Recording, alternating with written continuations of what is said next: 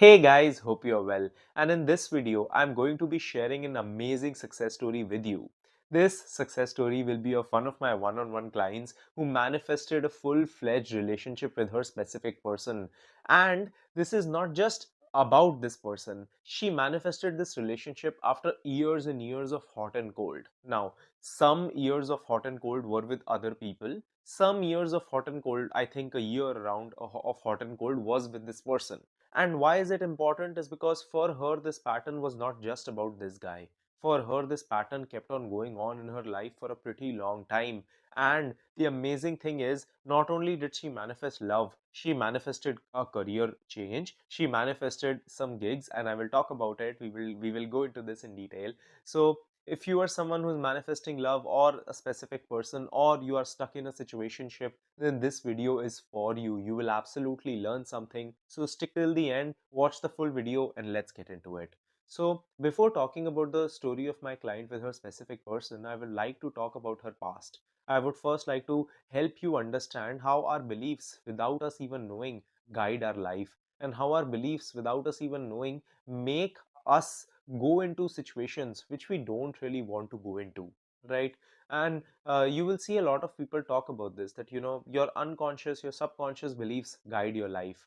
This is how they do it, and I will explain it to you in a step by step manner.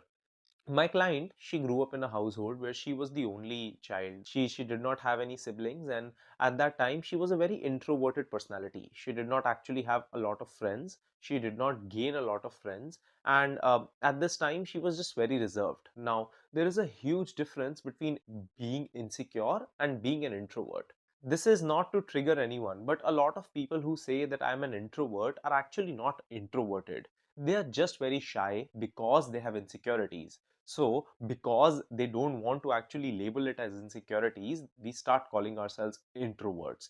I have done this because at a very young time in my life, I used to call myself an introvert when I was just very shy and insecure because I had severe self-worth issues. But that being said, moving forward from that topic, she was someone who was actually a very introverted individual, and this was because of her insecurities. So she was constantly insecure, maybe about her face, maybe how she looks, maybe how she dresses, maybe her weight. These were all these things that she used to be very insecure about. Now, as she grew up, and this is something very important to learn, what happened with her? She started attracting friends who were in a similar zone with her. So as she was growing up, the friends that she started accumulating around her were on a similar zone with her. Now, these were friends who also were insecure, who also were quote unquote introverted when they truly were not an introvert. And one common theme that she said was with my group of friends, we were two, three women, we were two, three girls who used to be friends. And one common thing is all of us would rather be friends with someone else. All of us would rather have more friends. But because some part of me thought that maybe no one else will be friends with me, or some part of me, even though I used to tell myself I'm introverted, was just afraid of being alone, so we would just stick with these women. Now, of if everyone in my group is just coming from a lot of insecurity, right? She saw that we all had confidence issues, we all had body image issues, we all had self-worth issues. And and this is how our beliefs are formed. This is how our conditions are formed. The kind of books that we all read were similar. We used to talk about the same things. We used to be jealous over the same people. We used to sit and gossip over the same things. We used to watch the same shows. We also, all of us, used to feel rejected by men the same way. So just understand how her perspective is built. Understand how her perspective is built. As she's growing up, she's learning that men are bad. Men cannot like me. And look, this is not just me, this is also happening with my friend. This is also happening with my other friend. I am also seeing this happen in the books that I'm reading. I'm also seeing this happen in the movies that I'm watching. So all I'm learning is that men will not choose me, men will not like me, and I'm anyway somewhere mentally insecure. I somewhere don't like myself, so I am afraid that men will not like me too. Do you see how her patterns are built? Then she used to, and this was a common theme in her group, she used to get attracted to people who were somewhere unavailable. So whenever we find someone unavailable, and we are coming from a lot of insecurity, a part of us will feel very attracted to that person. It can be because of multiple reasons, but one big reason, which was in her situation, was that a part of her felt that if I am able to get this person to like me, I will finally feel that I'm someone worth being liked. That is what her perspective was. Now, whenever this guy would be unavailable, she would go and she would ask for advice from her friends. And what her friends used to tell her, the advice was coming from the same insecure perspective, right?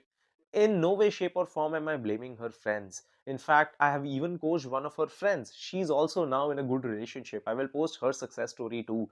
It's just very important for me to help you guys understand how these patterns are built, because they are not built in a day. And these conditions, the unconscious patterns that we create, are not just happening out of the blue. So she had a consistent series of choosing to get attracted to people or choosing to pursue people who were unavailable, because she thought that if these guys will like me, I will somewhere become popular, maybe I will feel secure, and all these things will happen, right? And the advice that she was getting from her friends was on a similar basis. Instead of her friends telling her she deserved more, her friends are also guiding her to actually keep on pursuing these unavailable situations, right? Till the point that she actually grew up, she got into college, she at this point she met her specific person. Now, at the start of this dynamic, they were just friends. There was just friendship between them. But as time went ahead, she started, because at the start she didn't have any interest towards this person. Now, this is where the beautiful thing happened. When she started acting without her insecurities, because she was not constantly trying to impress this person, she automatically started attracting this person in her life. Because the true self that she had, her ideal self, which is the one version of her which was not riddled with insecurity, which was not riddled with conditioning, where she was just being herself, that version of her is anyway lovable. That version of her is getting love out of the blue anyway, right?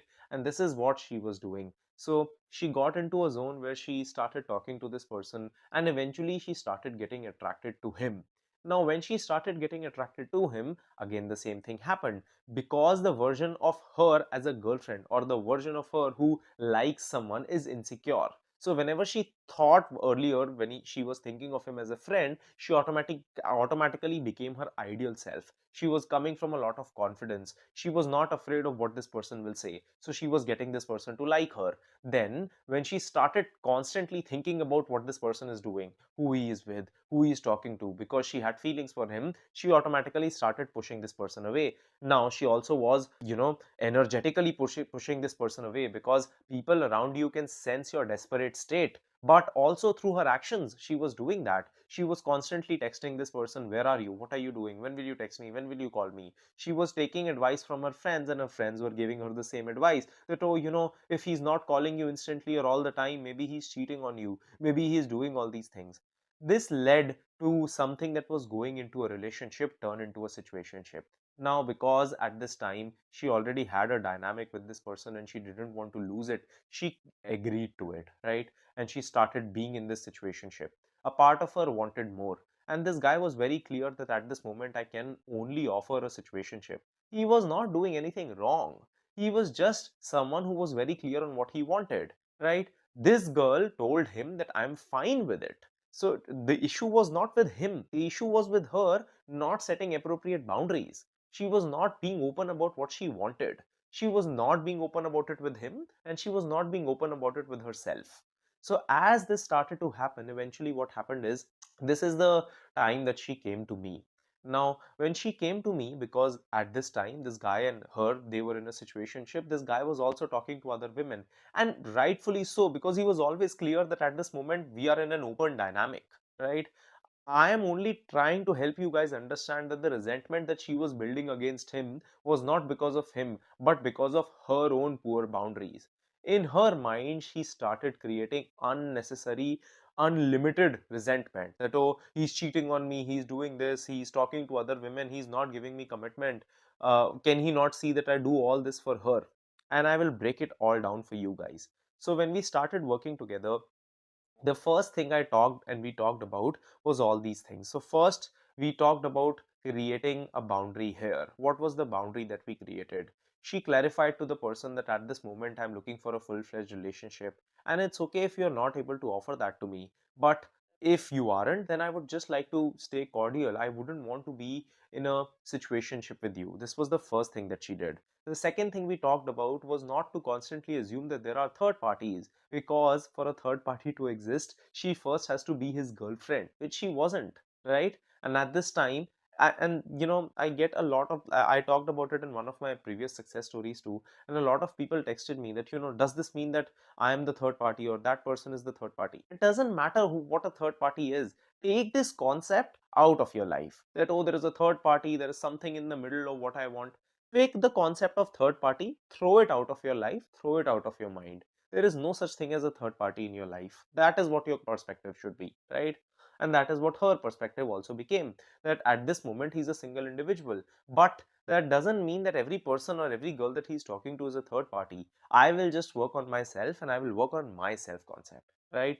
The third thing we talked about and worked on was resentment. Because she was constantly developing resentment against this person, because she thought that he should just know that I want a relationship, and that she thought that if I am still being with him, if I'm being here with him, he should just give me the commitment. But she was first settling with herself. Why shouldn't this guy settle for her? The next thing that we worked on was clearing her conditioning, where we talked, and this is where she was very open. So she was a regular client. We used to talk regularly. She used to text me regularly. And one thing that is also very important for any of my long-term clients, and this is something I always recommend to them, is that unless and until you tell me what the issue that you're facing is, I cannot advise you on it, right? Unless you tell me that this is the issue that I'm facing, I cannot advise you on it. Now, there are some people who take one-off sessions. This is not for them. This is for people who are in a long-term package with me, either for a month or 3 months or 6 months. Usually, people go for longer packages because it helps them contact me on text, voice notes, and we are able to communicate consistently. And that's how we were talking. So she constantly used to text me that, Karan, I am thinking about this way. Do you feel that this is a healthy belief? Where do you think this is coming from? So she was always communicative about the fact where her beliefs are coming from, right? And we used to find out new and new things of what she believes, which actually isn't true. So she would get these beliefs that, Karan, this guy, he used to maybe like someone's Instagram story, and I used to think that maybe he's doing it to make me jealous. Not necessarily true, right? But unless she told me that, I wouldn't have known. So she was very communicative, and she was not afraid of being honest with me. She was not afraid of me being honest with her. This was her need, and that was an absolutely lovely thing to do. Another thing that we worked on, which was very important, is we talked a lot about how she should first understand that there is a huge difference between insecurity and something that she's an introvert or something in that regard. So the more we focused on self concept and self acceptance, she started to feel more confident as a whole. She stopped feeling the need to be an introvert. She now has a very great social circle, which is an absolutely amazing thing. So this is what happened. She pulled away from this person, they cut off contact, and at this time she was just working on herself. Now, this is where I told her that, you know what, I'm just being very honest with you, that once if you start working on yourself, if this situation is coming out of attachment, this attachment will change the desire. And unless and until you're open to that, unless and until you're open to the fact that working on myself can mean letting this person go, then our coaching is not actually going to have an effect. Because if you're going to stick to an attachment and that is preventing you from self work, then that's just a limiting factor. We will hit a plateau and we wouldn't be able to go over that. I loved the fact that she was not defensive about it at all. She was very open that, I'm totally open about this. If that means I will let the situation go, then I will let the situation go. My most important thing is to work on myself. And I'm not doing it to just get this person back. I'm doing it because I never want to be in a hot and cold situation in my life again. What happened? After a few days, and when I say a few days, I mean a few months, I think a month or 2, 3 months, this person reached back out, and this person asked her out on a date. Now, this is where this was not a breadcrumb. Why? At the start, it can feel like a breadcrumb because this person reached out and he said, I want to meet you, right? The reason I told her and I recommended her to go and meet this person was because this person was not saying that I don't want a relationship. He just asked to meet up. And we don't want to assume that us meeting would not mean a relationship. Now, There are some situations where people get this text that, oh, I want to meet you, but they already know that this person is not really going to offer me the commitment at this moment. They are just asking to meet me because we can get physically together, or maybe they just want to hang out. It is a very situational based thing. In her situation, it was recommended that she goes. In some situations, it is not recommended to go. And that is something I can only recommend if I know the situation well. So I told her that she should go. She went out on a date with this person. The first date went well. This person started reaching out to her more. 2 3 days later, after the first date, this person told her that, you know what, I am definitely open to being in a relationship with you. I am happy to give you a commitment. I would love to be with you because I think that you are one of the most amazing person. And she said that, you know what, I will need some time to think about it. After thinking about it, she went back into this situation. She told this guy that, you know, let's try, let's first start to date exclusively, and then we can see where it goes. And now they are in a full-fledged committed relationship. Do you see how it happened after she was doing the work for herself? Do you see how it happened as soon as she started working on her conditioning? Do you see it was not just magic? It was not just her repeating some affirmations and hoping for a miracle. It was her doing the work. It was her changing her actions. It was her changing her perceptions. It was her being consistent. And now, do you think she has to ever worry about a relationship again? No. Yes, she can get hiccups. Yes, some conditions from the past can still come out. But now she manifested a great social circle. She manifested a different career, as I mentioned at the start, which I cannot talk about fully right now. I will, because this is an acting thing. It's a different thing. She manifested a relationship with this person, all just because she was working on herself for herself and not just to get a guy in her life. So if you are someone who's in a similar situation, if you are someone who's in a situationship, work on yourself. Do this. Do this for you because you deserve to be loved properly. So I hope that this video helps you, and I will see you guys in the next one. Thanks for watching. Subscribe and share if you like the video. The link for my one-on-one coaching, my self-help courses, and my free newsletter are in the description box below.